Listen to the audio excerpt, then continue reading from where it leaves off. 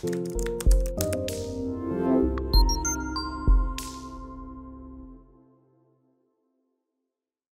à toutes, salut à tous et bienvenue dans cette nouvelle vidéo sur la chaîne C'est mon avis.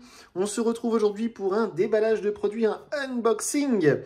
Et comme vous pouvez le voir, aujourd'hui on va déballer un Redmi Note 12. Alors vous allez vous dire, ouais mais du Redmi Note 12 sur la chaîne, on en a vu passer un paquet depuis quelques semaines, quelques mois que c'est sorti. Oui, c'est vrai. Alors les plus aficionados d'entre vous ont déjà vu passer ce téléphone parce que il y a quelques mois, avant qu'il sorte officiellement en France, j'en avais trouvé un exemplaire sur Cdiscount avec un partenaire marchand. Vous savez, Cdiscount, hein, c'est une marketplace. Donc, il y avait un marchand chinois qui vendait sur Cdiscount France des Redmi Note 12. J'avais essayé, en fait, c'était un modèle conçu pour la Chine. Donc, c'était pas du tout le même téléphone. Donc, bref, on l'avait renvoyé, on avait annulé, j'avais supprimé la vidéo de la chaîne. Et donc, les Redmi Note 12, on les aura tous testés grâce à celui-ci. C'est le dernier qui manquait dans ma collection, si j'ose dire. Puisque en ce début d'année, alors plus vraiment, maintenant on est au mois de juin, donc on est au milieu de l'année 2023, eh bien on a déjà testé le Redmi Note 12 classique, standard, le moins cher, celui qui a 249 € avec la 4G.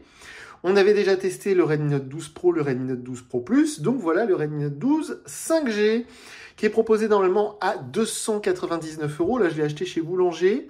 Il était en promotion à seulement 279 €. Et j'ai vu sur Amazon que des fois, on peut le trouver à 250 €. Attention, ne pas vous faire avoir comme moi à bien acheter une version. Alors, ce qui différencie la version chinoise de la version européenne, c'est au niveau des capteurs photo. Hein, donc, moi, je me suis fait avoir, je n'avais pas fait attention, il n'y avait que 2 capteurs photo au lieu de 3. Et je m'étais fait avoir. Et donc, ce Redmi Note 12 5G, il est un très proche cousin du Poco X5 5G que j'ai testé en début d'année. Il est maintenant désormais au même prix, on va dire, parce que le Poco, normalement, il est à 269 €, donc il n'y a que 10 € d'écart là, avec les 279 € que j'ai dépensés pour cette version Xiaomi Redmi Note 12. Mais donc, du coup, le Poco X5, on va y revenir plusieurs fois dans cette vidéo et j'y reviendrai dans la vidéo de test. C'est quasiment le même téléphone, mais ils ont juste changé le processeur et je crois qu'il y a 2 Go de mémoire vive en plus, mais c'est tout. Alors, en parlant, vous voyez, j'ai commencé à déballer. Donc, c'est du classique chez Xiaomi, c'est toujours les mêmes boîtes. Par contre, ce qui est très bien par rapport aux concurrents Samsung A34, A24, A14, c'est que là, on a le chargeur qui est fourni. On a un chargeur 33 watts qui est fourni. Donc, un chargeur 33 watts, c'est au moins 30 €, si ce n'est 40 €. Donc, c'est toujours cool d'avoir ça dans la boîte. Et s'il y a un chargeur 33 watts, ça veut dire que le téléphone va prendre en charge 33 watts. Donc, ça va charger plutôt vite. Donc, c'est très cool. On a évidemment le câble USB qui est fourni. Mais comme d'habitude, maintenant, il n'y a plus d'oreillette de fourni.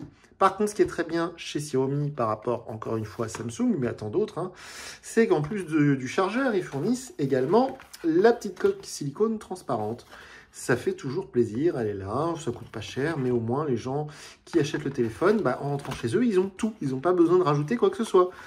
Puisqu'il y a la coque, il y a le chargeur, mais en plus, on va le voir dans un instant, chez Xiaomi, maintenant, comme chez beaucoup de fabricants chinois, ils ont un film protecteur préappliqué sur l'écran.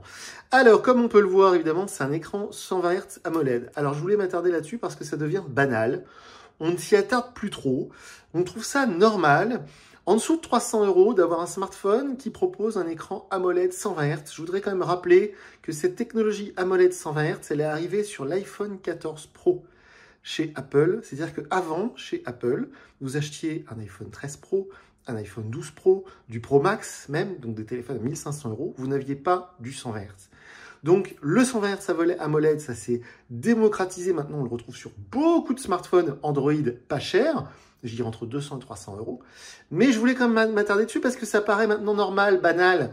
Mais il y a encore un an, quasiment tous les téléphones vers les 200 € étaient en LCD.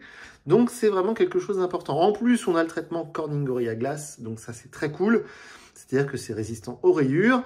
Et 33 watts, on a déjà parlé. 5000 mAh de batterie. Donc ça, c'est plutôt chouette.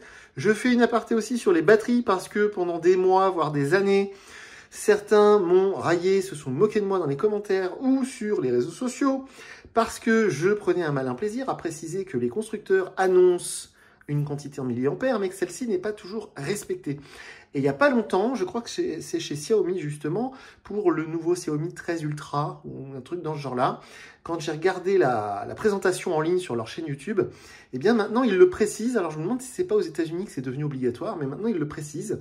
Ils précisent que les smartphones qui seront vendus sur le marché auront une batterie compris entre 4200 et 4800 mAh parce que le lithium, on ne peut pas prévoir précisément combien ça sortira de milliampères, c'est impossible. Donc quand on parle de 5 mAh, vous voyez, c'est précisé type parce que c'est l'objectif de cette batterie, mais elle ne délivrera pas forcément 5000 mAh. Bref, c'était une parenthèse. Et donc une petite différence avec son proche cousin, le Poco X5, c'est qu'ici, on a un Qualcomm Snapdragon Gen 4, 4 Gen 1 de mémoire, alors que sur le Poco X5, on a un Qualcomm Snapdragon 695. Donc les deux sont 5G, il n'y a pas de souci. Et enfin, la partie caméra, c'est la même partie que sur le Poco, avec un capteur principal de 48 mégapixels, un capteur ultra grand angle et un capteur macro. Alors ce qui est bien, c'est que ça en fait quand même un téléphone ultra complet. Pour seulement 270 €, c'est le prix actuel, hein, en fait, hein. On peut le trouver un peu partout, on peut même descendre, comme je disais, à 250 sur Amazon, mais du coup, ça en fait quand même un téléphone super complet avec la 5G. Donc, c'est vraiment très, très chouette. Il n'y a pas longtemps, j'avais testé un téléphone chez Motorola, qui, je ne sais plus c'est lequel, parce que chez Motorola, les noms, franchement, on s'y perd, et qui était à 249 € avec Android 13 et la 5G. Et j'ai dit, c'est sans doute le 5G le moins cher du marché, ce qui est plutôt vrai. Et justement, c'est quelque chose qui va différencier ce Redmi Note 12 5G d'un Motorola, alors je ne sais plus si c'est pas le G52, c'est que ce Redmi, malheureusement, il est équipé Android 12 et non pas Android 13. Alors, vous le voyez, je l'ai pris en vert, j'ai attendu, je l'ai commandé, c'était 2-3 jours de délai, mais c'est magnifique, ça valait le coup, je le trouve absolument superbe. Il est très très beau, j'aime beaucoup ce reflet un peu mat. Toujours les mentions légales un peu moches qui gâchent tout, mais c'est pas très grave. Donc la partie photo avec le capteur principal 48 mégapixels, le capteur ultra grand angle et le capteur macro. Ensuite ici on va avoir le bouton on-off qui fait office de lecteur d'empreintes, le bouton du volume. Au-dessus on va avoir le sempiternel émetteur infrarouge, hein, ça chez Xiaomi ils y tiennent beaucoup. Le petit trou pour le micro d'ambiance, la prise jack 3.5. Le tiroir SIM, en dessous on va avoir la prise USB-C, le micro principal et le haut-parleur, parce que sur ce modèle il n'y a pas de haut-parleur stéréo, c'est un haut-parleur unique. Et comme je vous en parlais, regardez, on a ce film protecteur qui est pré-appliqué par Xiaomi, donc ça plaît à beaucoup d'entre vous.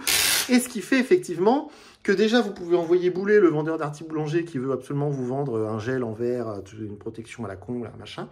Et en plus de ça, bah, comme je disais, si vous offrez par exemple ce téléphone à votre maman, c'est la fête des mères demain, à votre papa, à votre tonton, votre tata, qui vous voulez, bah, du coup, il n'a rien besoin de rajouter. Le chargeur, le câble, la protection d'écran, la petite coque en silicone, tout est là. Et ça, c'est quand même pour moi un vrai avantage que garde Xiaomi par rapport aux concurrents sur ce marché.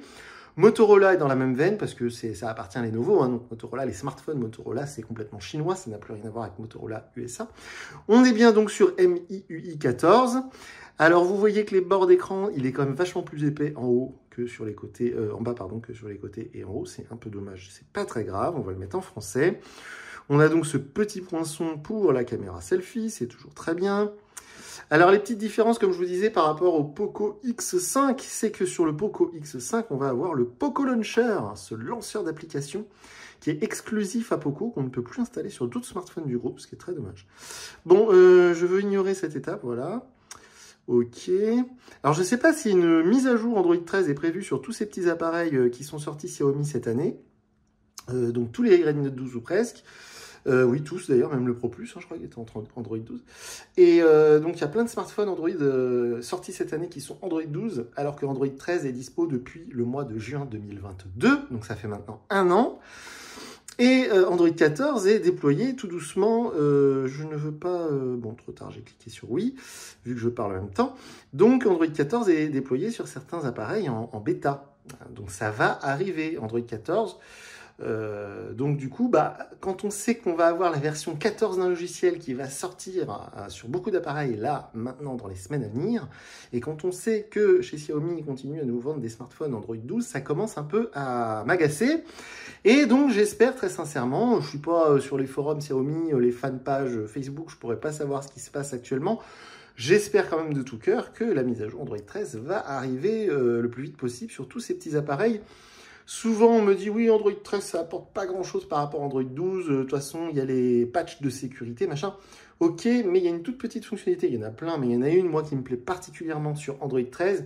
C'est que du coup, quand vous avez une nouvelle application qui s'installe sur votre smartphone, eh bien, elle n'a pas l'autorisation d'envoyer des notifications tant que vous ne lui donnez pas l'autorisation, alors que sur toutes les versions Android précédentes, c'était l'inverse. Dès que vous installez un jeu, une appli, elle pouvait vous spammer de notifications toute la journée, sans vous demander votre autorisation. Donc ça fait partie des petites choses que j'aime beaucoup. Alors si c'est trop long pour le chargement des applis, parce que je n'ai pas précisé, mais là c'est la version 4 Go de mémoire vive, hein. C'est la version la moins chère que j'ai pris. Vous voyez, 4 Go de mémoire vive, 128 Go de ROM. Donc du coup, le Poco X5, qui est proposé au même prix de mémoire, il démarre à 6 Go de mémoire vive. Donc ça c'est un avantage. Et c'est peut-être pour ça que c'était si long. Voilà, on est enfin sur l'écran d'accueil. De toute manière, hein, vous connaissez MIUI 14, on l'a déjà vu dans plein d'autres smartphones. Voilà, cette présentation assez classique. On va juste ensemble aller voir rapidement cette histoire de version Android.